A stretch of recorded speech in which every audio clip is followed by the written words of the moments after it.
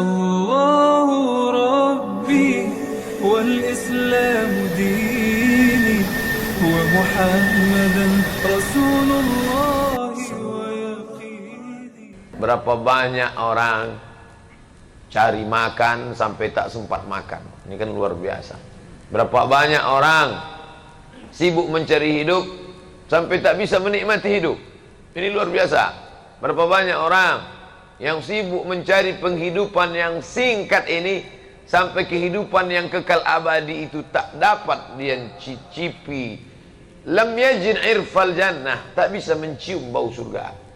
Walaupun baunya itu sudah tercium masirata 500 alfi sanah, perjalanan 500 tahun perjalanan. 500 tahun perjalanan akan ditempuh, sudah tercium harum semerbaknya, dia jangankan masuk ke dalam, menciumnya pun tidak. Na'udzubillah. Maka ketika kita masih bisa disempat-sempatkan hidup ini, disempat-sempatkan masa bekerja ini untuk beribadah kepada Allah, inilah yang luar biasa. Singkat, pendek, tapi kalau kita salah menyikapinya, fatal akibatnya. Masa kanak-kanak berpindah ke masa remaja, remaja tak lama hilang layu masuk ke masa tua, tua pun akan berakhir sakit-sakitan, habis itu mati. Itu kalau sempat sakit. Ada yang tak sempat sakit sama sekali, batuk mati kontan, minum kopi mati, kopi Mirna. Iya kalau sempat sakit. Iya kalau sempat. Orang yang sakit bukan orang kena azab. Orang yang sakit adalah orang yang sedang mengalami lampu kuning. Di saat lampu kuning itu dia masih sempat merenung, oh aku sekarang sakit, gimana kalau besok mati?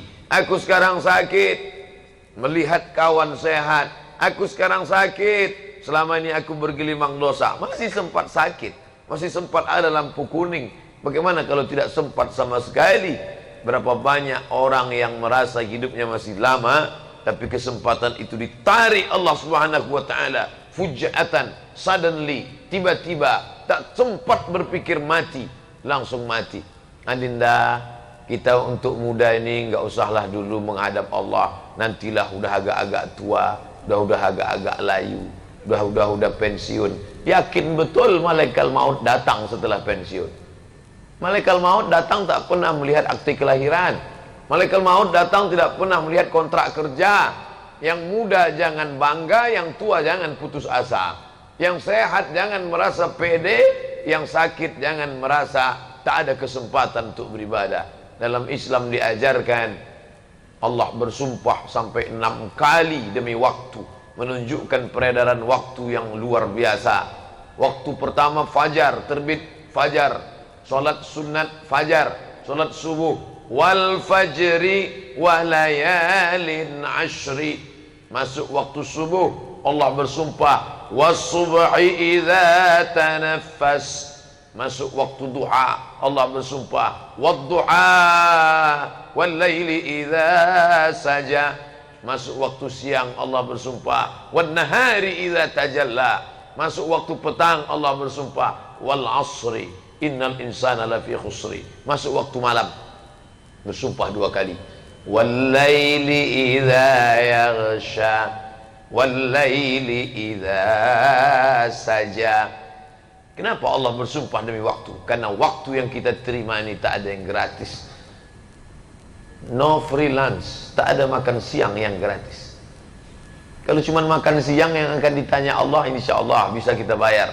Tapi kalau waktu ini yang akan ditanya oleh Allah Subhanahu wa taala, aku beri engkau waktu 63 tahun, kemana engkau pakai? Rumah, kos-kosan, asrama, kerja, hiburan, mati.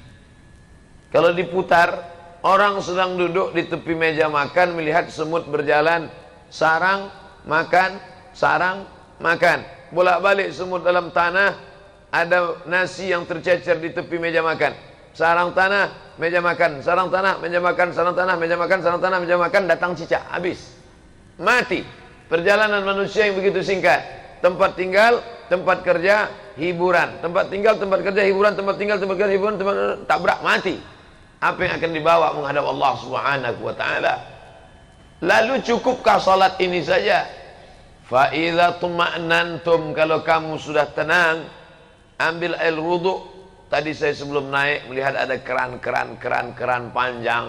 Lelah hidup ini, siramkan air ke wajah, fresh, segar. Bukan hanya tubuhnya yang fresh, bukan hanya kulitnya yang sudah kering kena AC selama 5 jam saja yang fresh, tapi juga fresh jiwanya. Kenapa? Karena saat air masuk ke mulut, keluarlah dosa-dosa mulut, keluar dosa-dosa hidung. Ketika air disiramkan ke wajah, keluarlah dosa-dosa dari kelopak biji mata. Ketika air disiramkan ke tangan, keluar dosa-dosa dari celah jari jemari tangan. Ketika air mengusap kepala, keluarlah dosa sampai ke lubang telinga. Ketika air menyiram kaki, keluarlah dosa dari celah-celah kuku kaki. Hadapkan wajah.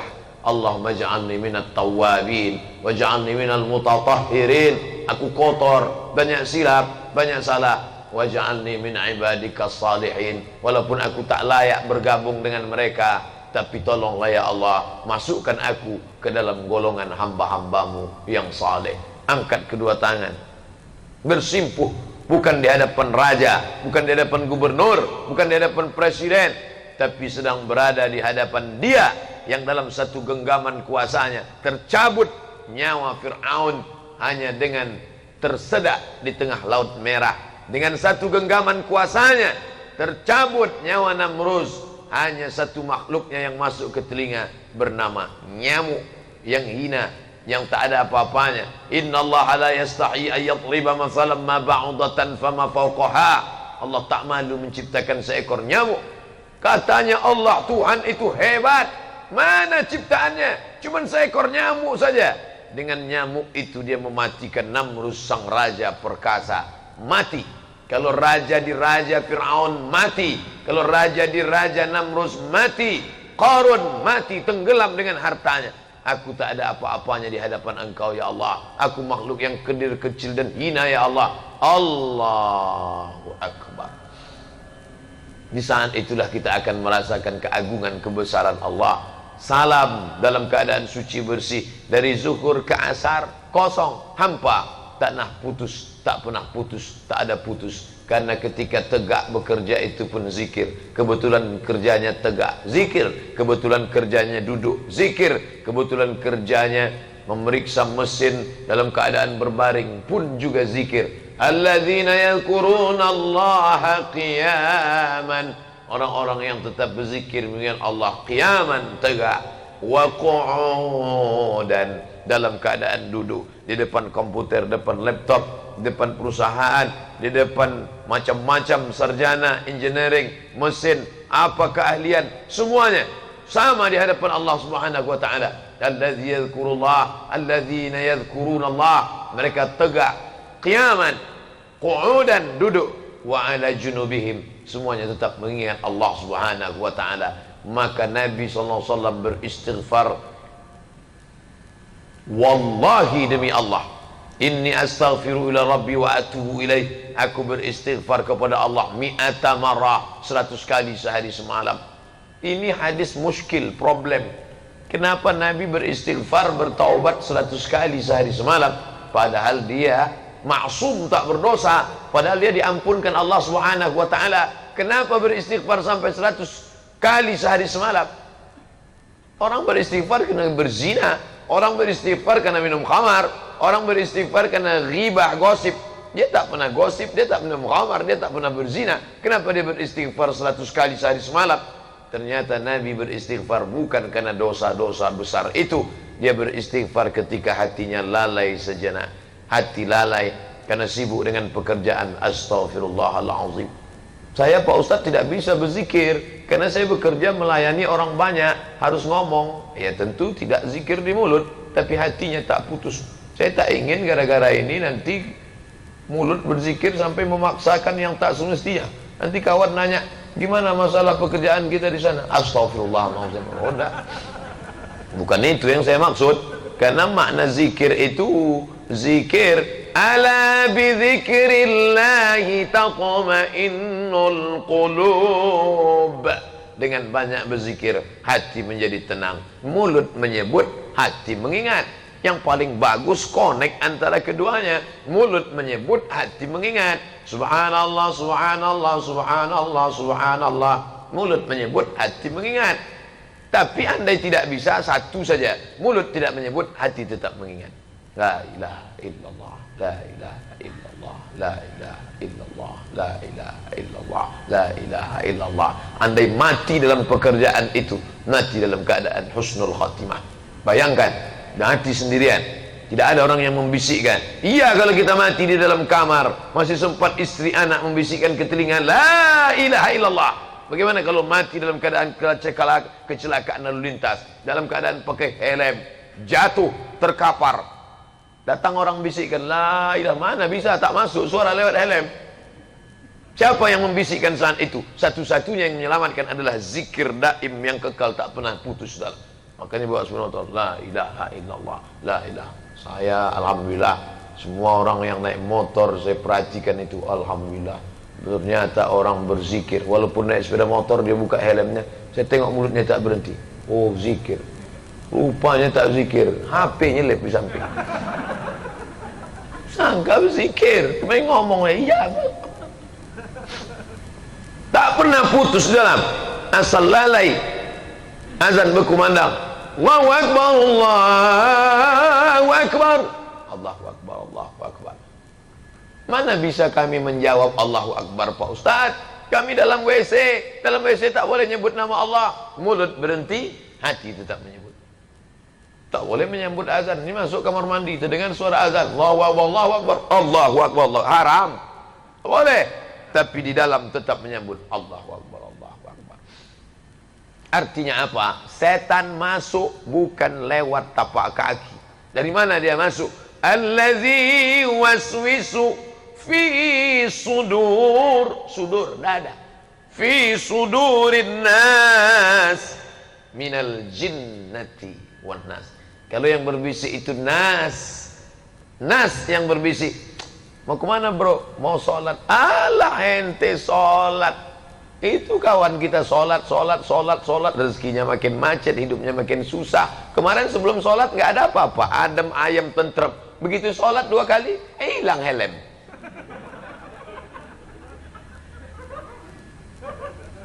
Ingat, ada orang yang tak pernah sholat, tak pernah puasa, tak pernah zakat, tak pernah sedekah, tak pernah zikir. Hidupnya tentram, adem ayam, tenang, rezeki melimpah ruah, anak segar bugar, kekuasaan tinggi.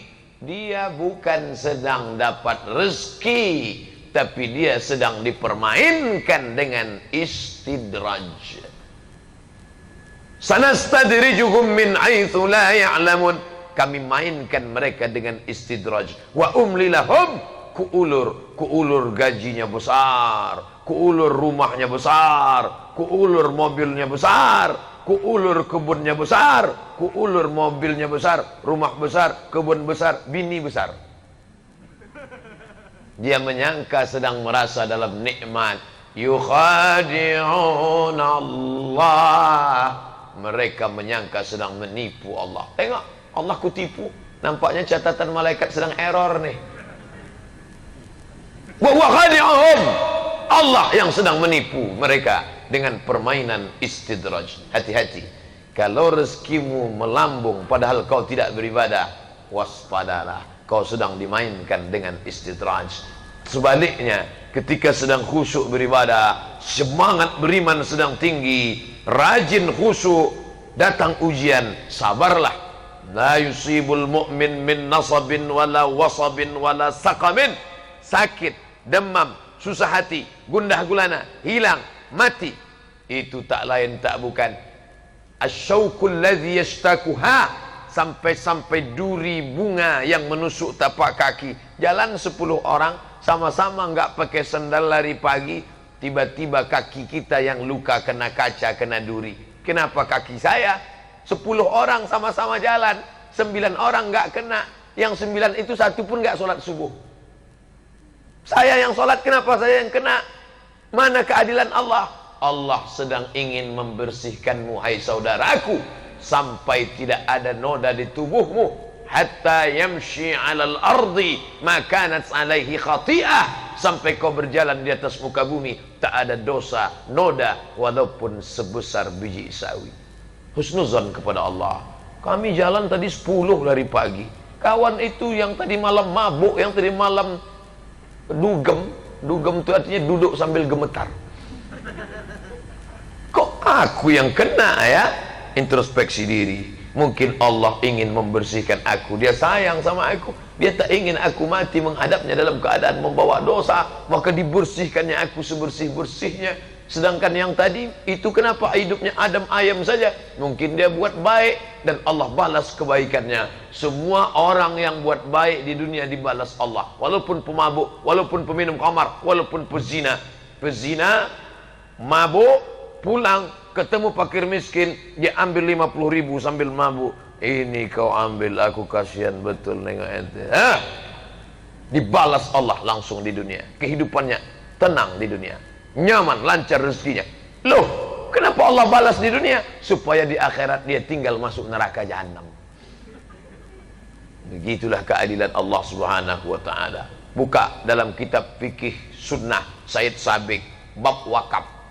Orang kafir kalau dia bersedekah langsung dibalas Allah di dunia. Supaya apa? Di akhirat tinggal merasakan khalidina fiha abada, kekal selama-lamanya dalam neraka jahanam. Ramainya solat ini sampai solat maghribnya tadi 4 kloter. Saya seumur hidup baru ini nengok solat maghrib 4 kloter. Biasanya paling banyak 2 kloter habis, ini sampai 4. Entah ada lagi kloter kelima, wallahu a'lam. Apa yang membuat pemuda-pemuda Islam ini semangat luar biasa? Ada ilmu di dalam. Orang yang tak berilmu takkan dia datang. Itu orang sudah ramai solat, kamu nggak solat, nyantai aja. Solat nggak solat sama aja kok, podo sami mawon, sem-sem. Ngapain solat? Si anu sholat, aku nggak sholat, sama aja. Tak ada ilmu di dalam. Oleh sebab itu bekali ilmu. Siapapun ustadz yang datang di sini pengajian, datang. Yang penting waktu kosong luang datang. 4D. Datang, duduk, dengar, diam. Datang, duduk, dengar, diam. Ngantuk-ngantuk sikit diampuni Allah Subhanahu wa taala. Tapi alhamdulillah dari ujung ke ujung saya tengok semuanya segar. Tadi saya nanya, kemana kita Pak Ustadz Henry? Kita ke perusahaan Epson namanya. Paling-paling karyawan tuh capek, ngantuk semua nanti. Ternyata segar. Entah ibu-ibu di sebelah tak nampak karena pakai ini. Tapi saya husnuzan semuanya. Maka berilmu. Tapi pengajian, saya cuma sanggup menyampaikan pengajian sampai 7.20. Selesai ini 10 menit kami menuju Masjid Baitur Rahman. Pengajian di sana, di atas puncak bukit. Nanti selesai itu baru pulang ke penginapan. Ini sampai 7.20. Begitu singkatnya pengajian. Maka pengajian itu hanya sebagai membangkitkan semangat lewat telinga. Tapi jangan lupa yang akan ditanya nanti, inna sam'a, pendengaran, wal basor. Basor itu penglihatan. Maka membaca. Untuk fikih, pertama saya bahas buku fikih. Kenapa fikih? Solat fikih, zakat fikih, haji fikih, umrah fikih. Maka belilah fikih, judulnya Fikih Sunnah Sayyid Sabiq, orang Mesir. Yang di bawah itu lagi paling tipis, Fikih Sulaiman Rashid, orang Lampung. 1935 dia sudah tamat Al-Azhar. Saya tamat Al-Azhar Mesir 2002. Dia 1935 sudah. Saya masih di alam goib, dia sudah tamat Azhar. Zaman Belanda dia sudah naik kapal tongkang, kapal laut, kapal kayu, berangkat ke Makkah, berangkat ke Mesir, tamat Al-Azhar 1935, pulang. Dia tahu anak bangsanya tidak bisa bahasa Arab, dia tulis fikih berbahasa Indonesia, dicetak oleh Bulan Bintang, dibaca oleh Buya Hamka waktu di Yogyakarta. Ketika dilihat Buya Hamka, bagus sekali buku ini, kata pengantar Buya Hamka. Andai aku menulis, belum tentu bahasanya seindah dan semudah ini, kata Buya Hamka. Buya Hamka memuji buku itu, kita beli buku itu. Saya ketika ceramah tentang buku fikih Islam Sulaiman Rashid, Ustadz Somad, itu yang Ustadz ceritakan tadi udah lama kami beli. Udah baca, masih bersampul plastik Pak Ustadz. Tak ada gunanya cepat beli, tapi syukurlah dia sudah beli. Nah, ini fikih. Saya Pak Ustadz, fikih Sulaiman Rasyid udah, fikih sunnah udah. Saya mau yang fikih multi mazhab, supaya saya tidak menyalah-nyalahkan teman saya nanti kalau sholat. Oh, bagus. Fikih Islam wa adillatuh. Cara nyarinya fikih Islam wa adillatuh. Sudah terjemah bahasa Indonesia Gema Insani Press. Ditulis oleh ulama besar dari Suriah, Profesor Dr. Syekh Wahbah Az-Zuhaili. Semua mazhab ada. Mazhab paling tua Hanafi, meninggal tahun 150 di Kufah, Irak, ada.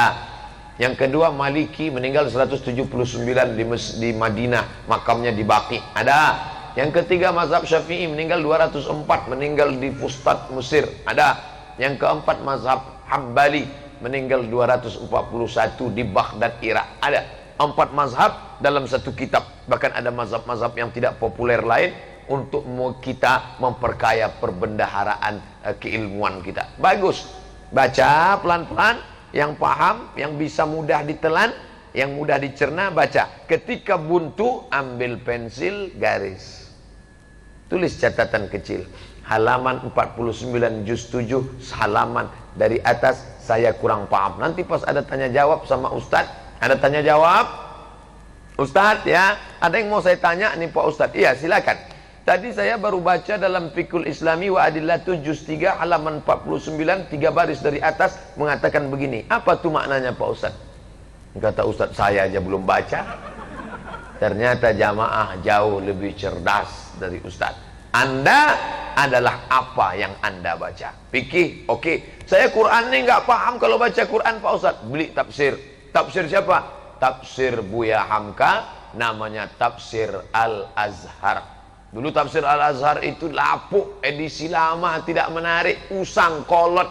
Sekarang dicetak dengan sampul yang baru, diselaraskan bahasanya, bagus, indah. Saya suka. Ulama favorit saya Buya Hamka, seorang ulama yang tidak hanya pandai ceramah, tapi juga dia pergerakan. Itu tafsir dia tulis dalam penjara. Di era Orde Lama dia difitnah. Hamka, kamu penjahat, mau membunuh presiden, mau menggulingkan konstitusi. Penjara, subversi. Masuk dalam penjara, 4 tahun di penjara. Bukan sebentar, luar biasa. Orang di penjara stres, orang di penjara depresi. Buya Hamka di penjara, keluar satu tafsir, Tafsir Al-Azhar. Jangan heran kalau membaca buku Hamka, kita seolah-olah hanyut. Apa kata orang yang sedang baca novel Tenggelamnya Kapal Panderwick? Ustadz, ketika saya baca novel itu, seolah-olah saya yang sedang berada dalam kapal itu Pak Ustadz. Bergoncang rasanya. Begitu novel itu saya tutup, baru saya sadar, rupanya saya sedang diangkut. Begitu hebatnya sastra Buya Hamka. Begitu juga dengan tafsirnya, menarik kata-katanya, masuk ke dalam hati. Yang dari mulut ke mulut juga sampainya, yang dari hati ke hati juga sampainya. Penulis buku yang menulis dari otak ke mata sampainya. Makanya kadang kita baca buku itu hanya sampai di mata. Apa bukti buku itu sampai di mata? Nah, itu buku sampai di mata namanya. Apa bukti ceramah sampai di mulut? MLM, mulut ke mulut, multi level marketing. Maka ketika dia berubah menjadi action, menjadi amal, berubah dari telinga masuk ke hati, bangkit ke semangat ibadah. Dari mata masuk ke hati, bangkit ke semangat ibadah. Tak paham, tanya. Apalagi zaman sekarang tak perlu bawa buku, buku dalam bentuk PDF. www.download. Kalau kitab Arab gratis, orang kita agak pelit sedikit. Begitu mau di download, wani piro, kirimkan, langsung kita dapat PDF, baca. Masuk masjid, ambil wudhu, naik ke atas, duduk di saf pertama, buka HP.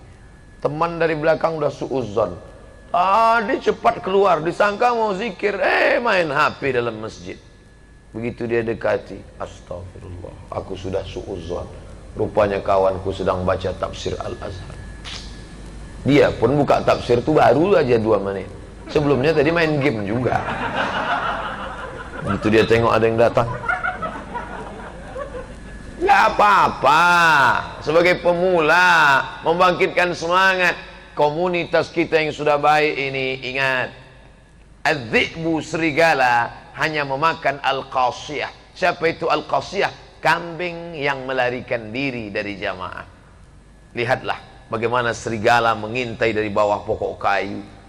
Dia tengok segerombolan bison dengan tanduk yang tajam menyeberang sungai. Dia tidak akan terkam itu bison. Dia tahu perutnya akan tercabik-cabik, ususnya akan terburai kalau dia terkam bison yang ramai. Tapi begitu dia tengok seekor bison memisahkan diri minum, maka dia pun menyerang. Dia ramai-ramai. Yang dia serang pertama kali adalah tenggorokan. Kenapa tenggorokan? Ini tempat bernapas. Begitu dia serang dengan cengkraman kuat taringnya, tumpah darah, napasnya bocor, mati seekor bison yang besar. Tanduk tak lagi berfungsi. Mati gara-gara apa? Memisahkan diri dari jamaah. Jangan sempat pisahkan diri dari jamaah. Berjamaah subuh, berjamaah zuhur, berjamaah asar, berjamaah maghrib, berjamaah isya, berjamaah tahajud, berjamaah. Ada undangan, hadirilah tabligh akbar lengkap dengan zikir bersama Al-Mukarram Ustadz Arifin Ilham. Nah, ini saudara-saudara kita yang pakai jubah, ini datang jauh dari Az-Zikra. Kalau mau ngundang Ustaz Arifin Ilham, dengan mereka inilah kontaknya. Jangan sampai nanti nyesal. Kena siapa? Dulu saya ada hadir. Aduh, kenapa Ustaz nggak ngasih tahu? Hadir ramai-ramai, datang. Ustaz Arifin Ilham paling pandai merebut, merenyuhkan hati manusia. Dosa kita kepada Allah. Ya Allah, meleleh hati jamaah. Ya Allah. Kamu nangis tadi kenapa? Gajiku belum turun. Bukan karena itu kita menangis. Kalau itulah yang kita tangisi, betapa naifnya kita. Naif Pak Ustadz, iya. Saya nggak naif Pak Ustadz, jadi slang. La ilaha illallah. Ceramah Ustadz pun dimain-mainkannya juga. Betapa kita tak ada harganya di hadapan Allah Subhanahu wa taala. Ramaikan majlis tabligh akbar, pengajian di mana-mana. Kita berada di simpang jalan. Baru saja SMS kawan datang mau nanya, ikut kita pengajian malam ini. Oke, my friend, I am coming, Mas Bro. Nggak lama sesudah itu datang kawan. Jadi kita kongko-kongko malam ini kan. Waduh. Wa nafsi wa ma sawaha, demi jiwa dan penciptaannya. Fa alhamaha fujuraha, dosa, judi, khamar, zina, wa taqwaha, ngaji, zikir, tabligh akbar, berada di simpang jalan. Kuatkan aku ya Allah. Ya muqallibal qulub, wahai engkau yang membolak-balikkan hati, sabit qalbi, kokohkan hatiku ala dinik, dalam agama. Sekali tidak, katakan tidak. Gimana? Jadi kita ke karaoke? Tidak. Ayolah, jangan ngaji-ngaji terus seminggu sekali. Sekali tidak. Tidak. Kami yang bayar. Iyalah. Begitu cepatnya hati itu berpaling. Yusbihu mu'minan, paginya beriman, wa yumsi kafiran, petangnya kafir. Jangan heran, itu dulu pas pertama kali sampai di Batam orangnya baik, sopan, ngaji. Tapi sekarang keadaannya gimana? Fir'aun. Yusbihu mu'minan, paginya putih beriman, wa yumsi kafiran, petangnya kafir. Berjamaahlah dengan orang-orang yang istiqamah, tetap bersama, baca buku. Kalau dengan memegang tasbih menguatkan hati, pegang tasbih. Subhanallah, subhanallah, subhanallah. Kalau dengan ikut majelis zikir ini makin kuat hati, ikutilah selama dia masih ahlu sunnah wal jamaah. Tapi kalau sudah masuk khawarij, masuk syiah, masuk kebatinan, masuk cukup pejamkan mata, menyatu dengan Tuhan manunggaling kaula Gusti, bukan ajaran Islam. Alaikum bisunnati, ikuti sunnahku. Solat berjamaah, Nabi tak pernah meninggalkan solat berjamaah sampai akhir hayatnya. Ketika dia disiramkan 5 qirbah air kulit kambing yang dijahit, disiramkan ke wajahnya. Ketika dia terbangun dari pingsannya, as-salah, as-salah. Nabi ketika bangun dari pingsan tidur yang panjang, as-salah. Orang kita kalau lama pingsan, apa yang dia bangun? Ayam penyet. As-salah, as-salah. Salat berjamaah. Sekarang ada orang tak salat berjamaah, malu dengan Nabi SAW.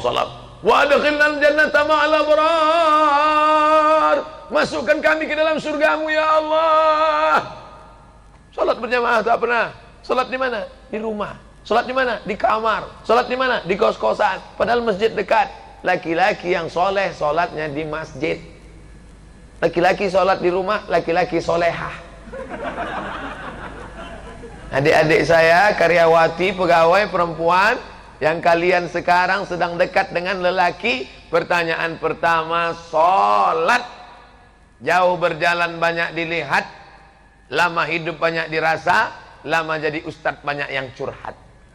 Ustadz, kehidupan saya sekarang nggak ada kurangnya Pak Ustadz. Mobil mewah, rumah besar, perhiasan nggak ada yang kurang. Suami saya baik, anting-anting, rantai, gelang kaki, sampai gigi saya pun emas. Tapi saya tak merasakan kenikmatan indahnya rumah tangga Pak Ustadz. Kenapa? Suami nggak sholat. Gara-gara dulu salah fit and proper test. Pilihlah yang sholat. Gimana saya tahu dia sholat Pak Ustadz? Ini kan selesai ini, habis isya, ini kan jamaah turun. Nah, ini teropong lah dari jauh. Mana AA tadi yang sholat? Akhirnya engkaulah yang kupilih imamku dunia akhirat. Rupanya kawan itu, itulah baru sholat dia yang pertama. Tapi hatinya tulus, bersih, dikabulkan Allah doanya. Apa kata Imam Asy-Syahid Ramadan Al-Buti, Muhammad Said Ramadan Al-Buti, lebih baik engkau membawa ibadah dengan ibadah kepada Allah yang biasa-biasa saja, tapi dengan hati yang bersih, daripada ibadahmu banyak tapi hatimu kotor. Alhamdulillah Pak Ustaz. Ini biasanya melegitimasi orang yang malas sholat sunat. Alhamdulillah Pak Ustaz, saya memang tahajud saya selama ini 2 rakaat aja cukup, tapi hati saya bersih. Yauma la yanfa'u malun, hari itu tak ada gunanya harta, wala banun, tak ada gunanya anak, illa man atallaha, kecuali orang yang datang menghadap Allah biqalbin salim, hati yang selamat. Ustaz Somad, ya, anak gadis saya sedang dekat dengan lelaki. Jangan kasih pacaran Bu, enggak. Cuman anak saya nanya, gimana ma ini orangnya? Wajahnya gimana? Saya lihat dari wajahnya ada tanda-tanda kesolehan Pak Ustaz. Primus, pria muka soleh. Bagus. Gimana saya tahu dia sholat Pak Ustaz? Apakah saya tanya dia, kamu sholat? Jangan Bu. Kalau ibu tanya, tentu dia ngaku sholat. Jadi gimana caranya? Anak ibu suruh dia SMS. Terus, ya, bisa ketemu besok. Kapan? Besok. Jam berapa? Jam 12:10. Tapi kita nggak bisa berdua ya dengan teman aku. Karena kalau kita bertiga, yang ketiga setan. Iyalah. Jam berapa? Besok jam 12. Besok kan hari Jumat. Di situ nanti baru ketahuan. Besok hari Jumat jam 12:10. Kalau dia mengatakan, "Oke my honey, I am coming," jangan terima dia, karena dia tak sholat Jumat. Tapi kalau dia mengatakan, "Mohon maaf Adinda, memang pertemuan kita ini jarang dan ini adalah kesempatan emas bagiku. Tapi karena besok aku harus menghadiri yang lebih wajib daripada ini, mohonkan aku maaf. Kalau kau bisa menerima aku, kan kupinang kau dengan bismillah. Tapi kalau kau menolak aku gara-gara ini, aku yakin kalau sudah dituliskan Allah rezekiku untukku, maka dia tidak akan lari kemana-mana. Bunga bukan setangkai, kumbang bukan seekor. Patah tumbuh hilang berganti, hilang satu tumbuh 1000. So sweet. Yakinlah saudaraku, iman menguatkan kita. Dengan iman hari ini kita bersama. Dengan iman kita akan mati. Dengan iman kita akan bangkit di padang mahsyar. Dengan iman itu juga kita akan masuk ke dalam surga dengan ucapan salamun alaikum, selamat untuk kamu, tibtum, kalian sudah buat baik, fadkhuluha khalidin. Mudah-mudahan kita termasuk yang masuk ke dalam surga itu insyaallah. Amin ya rabbal alamin. Allahumma khtim lana bi husnil khatimah, tutup umur kami dengan husnul khatimah, wala taqtim alaina bi su'il khatimah, jangan tutup umur kami dengan su'ul khatimah. Allahumma ahyina bil iman, hidupkan kami dengan iman, wa amitna bil iman, matikan kami dengan iman, wa akhrijna minad dunya ma'al iman, saat keluar dari dunia ini jadikan kami keluar membawa iman, Allahumma ja'al akhira kalamina inda intihai ajalina. Jadikanlah ucapan terakhir kami saat ajal kami tiba. Nanti yang terakhir keluar dari mulut kami adalah la ilaha illallah. Godaan yang kami hadapi keras, dahsyat, ombaknya kuat. Kalau tak kuat tiang pancang kami akan hanyut dipukul ombak, dihempas gelombang. Ya Allah, ya muqallibal qulub, wahai engkau yang membolak-balikkan hati, sabbit qulubana, kokohkan hati kami, kuatkan iman kami ala dinik, dalam agamamu dan dalam ketaatan kepadamu. Ya Allah, Rabbana atina fid dunya hasanah wa fil akhirati hasanah wa qina azabannar. Wa sallallahu ala sayyidina Muhammad wa ala alihi wa sahbihi wa sallam. Walhamdulillahi rabbil alamin.